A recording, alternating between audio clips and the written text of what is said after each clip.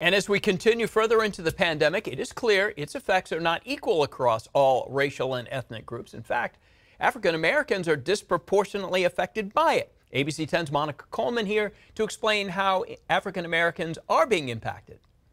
Morning, Walt. Yeah, so yesterday in a web seminar by UC Davis, Dr. Michael Lucian broke down the effects the pandemic is having on the Black community. Here's a look at what he found.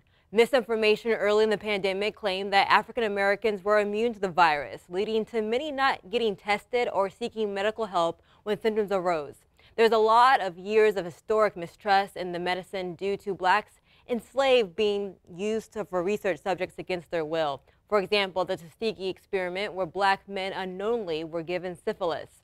Dr. Lucian says the facts are this: African Americans are more likely to test positive for COVID-19 and more likely to end up in the hospital. Black and Latin children are more likely to be hospitalized due to COVID-19 and have higher rates of complications. Nationwide, Black people account for 18% of deaths, despite making up only 12% of the U.S. population.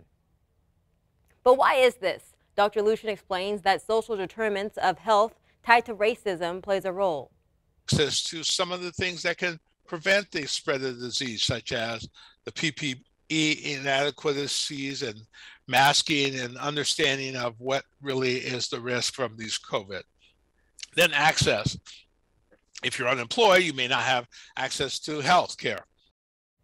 So what are some solutions? Dr. Lucian says we must have more conversations about misinformation and make sure everyone gets vaccinated.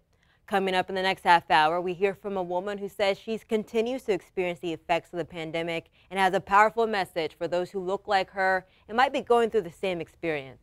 Monica Coleman, thank you.